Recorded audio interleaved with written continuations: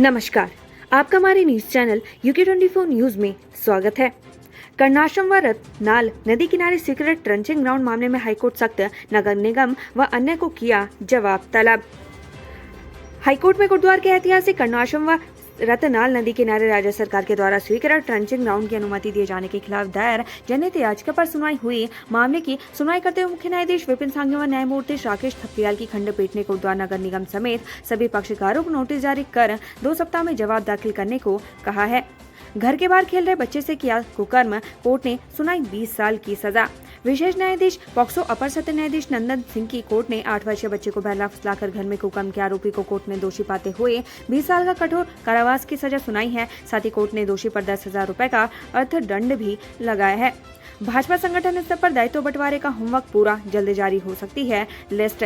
प्रदेश में एक बार फिर से भाजपा नेताओं को दायित्व देने की चर्चा जोरों पर है, लेकिन पार्टी संगठन इस मामले में जल्दबाजी करने के मूड में नहीं दिख रहा है। भाजपा प्रदेश प्रभारी दुष्यंत गौतम दायित्व बंटवारे को लेकर प्रोसेस पूरा होने की बात कह चुके हैं। भाजपा के प्रदेश अध्यक्ष महेंद्र भट्ट समय आने पर दायित्व लिए जाने की बात कह रहे हैं। अंकिता भंडारी मामले में कांग्रेस एमएलए ने बीजेपी को घेरा, कहा प्रदेश में एक एमपी भी विपक्ष का होता तो पूरे देश में उठाया जाता मामला। अंकिता भंडारी हत्याकांड का मामला एक बार फिर से सुर्खियों में, चाहे सत्ता पक्ष हो या विपक्ष, आए दिन कोई ना कोई नेता अंकिता भंडारी के घर परिजनों को सांत्वना देने की कोशिश में लगा है। प्रमुख विपक्षी दल कांग्रेस इस मामले में अभी तक वीआईपी का नाम उजागर नहीं होने पर इसे सरकार की कमजोरी बता रही है। हाई प्रोफाइल बन चुके इस हत्याकांड को कांग्रेस अब कतई ढील देने के मूड में नहीं दिख रही है। इस तरह से बनाओगे स्मार्ट सिटी, जब मंत्री ने अधिकारियों को फटकारा, 2 दिन का दिया अल्टीमेटम। बीते 5 सालों से देहरादून में स्मार्ट सिटी परियोजना के तहत काम चल रहा है, लेकिन अभी तक काम पूरा नहीं, परवान चढ़ पाया है। अब मानसून की बौछार जारी है तो जल भराव से लेकर तमाम तरह की समस्याएं देखने को मिल रही हैं। ऐसे में लगातार मिल रही शिकायतों का कैबिनेट मंत्री प्रेमचंद अग्रवाल ने संज्ञान लिया और खुद ग्राउंड पर उतरे, जहां उन्होंने अधिकारियों को जमकर फटकारा। चंपावत में उफान पर शारदा नदी, बैराज पर रेड अलर्ट जारी, यूपी में मच सकती है तबाही। पहाड़ी इलाकों में लगातार हो रही बारिश के चलते जनजीवन प्रभावित हो गया। चंपावत जिले के तराई क्षेत्र टनकपुर बनबसा भारत नेपाल सीमा पर बहने वाली शारदा नदी उफान पर आ गई है। शारदा के जलस्तर को देखते हुए बनबसा शारदा बैराज पर रेड अलर्ट जारी कर दिया गया है। फिलहाल यूपी सिंचाई विभाग के अधिकारी स्थिति पर नजर बनाए हुए हैं। गौरा देवी हॉस्टल के किचन में लगी आग, कर्मियों की सूझबूझ से टला हादसा, शोपीस साबित हुए अग्नि सुरक्षा यंत्र। जिले के डीएसबी कॉलेज की गौरा देवी छात्रावास की रसोई में खाना बनाते समय सिलेंडर लीक होने के कारण आग लग गई। गनीमत रही के हॉस्टल कर्मचारी की सूझबूझ ने बड़ा हादसा टल गया। कर्मचारियों ने सिलेंडर को रसोई से निकालकर बाहर फेंक दिया, जिससे बड़ा हादसा होने से टल गया। रसोई में आग लगने की सूचना हॉस्टल वार्डन हेमा पालीवाल ने दमकल कर्मियों को दी। सूचना पर मौके पर पहुंचे दमकल कर्मियों ने 2 सिलेंडर में लगी आग पर काबू पाया। रेप के दोषी को कोर्ट ने सुनाई 20 साल की सजा। हल्द्वानी में छात्रा को बनाया था हवस का शिकार।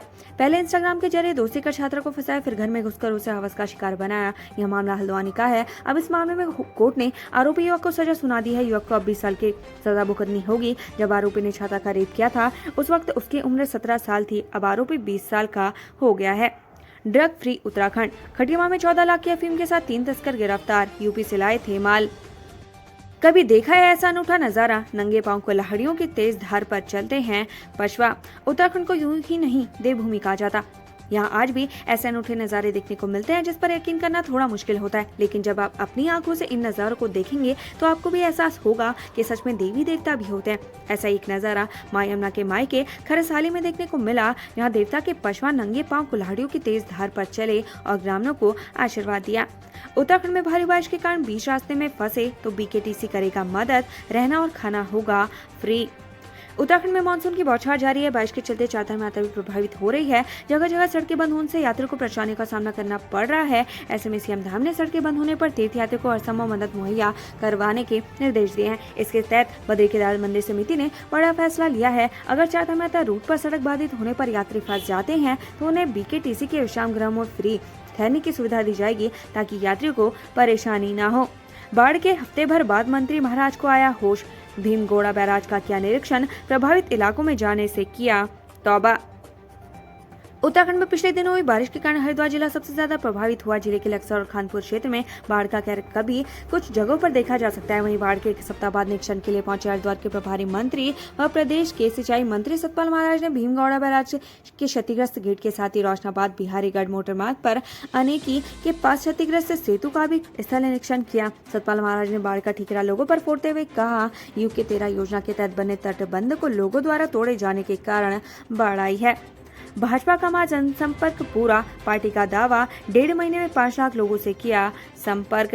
उत्तराखंड में भारतीय जनता पार्टी ने अपना महाजनसंपर्क अभियान का समापन कर दिया है। बीते 1 जून से शुरू हुए महाजनसंपर्क अभियान को पहले 30 जून तक चलाया जाना था, लेकिन बाद उसे 15 जुलाई तक चलाया गया। इस दौरान 1.5 महीने में उत्तराखंड में भाजपा ने 5 लाख से ज्यादा लोगों से जनसंपर्क किया। इसमें 4,657 समाज के अति विशिष्ट लोग भी शामिल हैं। उत्तराखंड एसटीएफ ने दबोचा 1 लाख का इनामी बदमाश, 2 पुलिसकर्मियों को गोली मारकर हुआ था फरार। उत्तराखंड एसटीएफ की टीम ने 1 लाख का इनामी बदमाश को देहरादून के ग्राम गुंजा विकास नगर से गिरफ्तार किया है। आरोपी हरिद्वार चीता पुलिस के 2 जवानों को गोली मारकर फरार था। हरिद्वार के थाना लक्सर क्षेत्र अंतर्गत एक सुनार को लूटने के प्रयास दौरान चीता पुलिस से हुई मुठभेड़ में पकड़े गए इनामी अपराधी ने कई राउंड फायर किए थे, जिसमें चीता पुलिस के 2 जवान घायल हो गए थे। आरोपी के खिलाफ दर्जन से अधिक मुकदमे पश्चिमी उत्तर प्रदेश के थानों में दर्ज है। सुबह ही तमंचा लेकर ससुराल पहुंचा दामाद, पत्नी पर किया जानलेवा हमला। उधमसिंह से नगर की खटीमा की झनकैया थाना पुलिस ने एक शख्स को चाकू से के साथ गिरफ्तार किया। पुलिस के मुताबिक शख्स अपने ससुराल में तमंचा और चाकू लेकर अपनी पत्नी और ससुराल वालों को मारने के लिए घुसा था। पुलिस ने बताया कि शख्स की पत्नी डायल 112 पर फोन कर अपने पति द्वारा हथियार लेकर घर में घुसने और जानलेवा हमला करने की शिकायत की थी।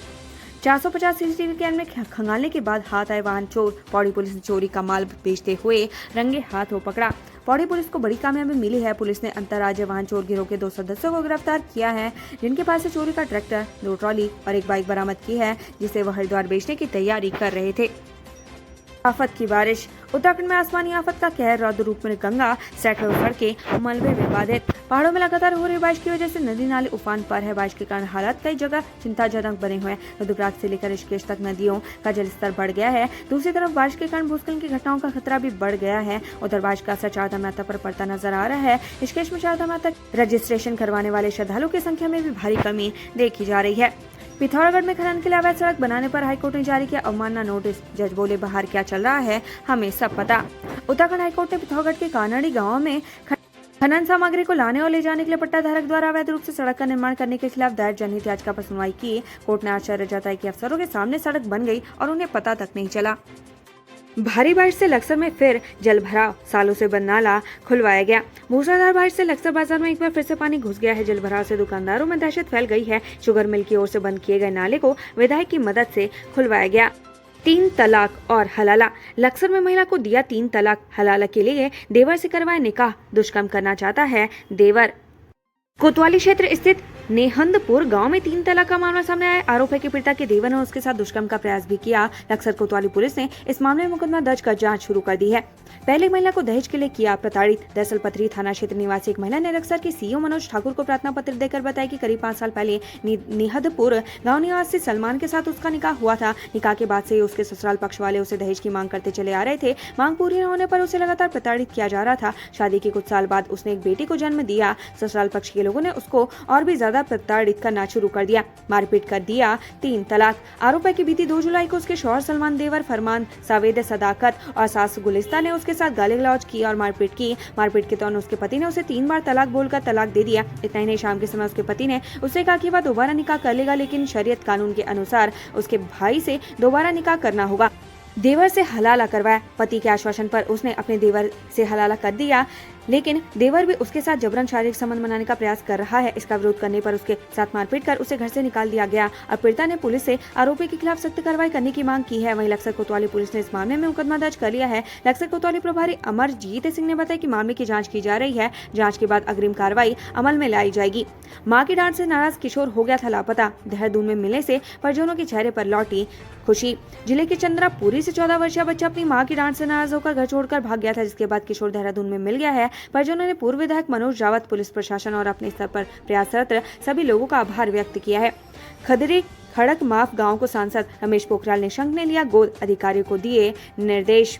विधानसभा ऋषिकेश में सांसद आदर्श ग्राम योजना के तहत ग्राम सभा खदरी खड़क माफ का चयन किया गया।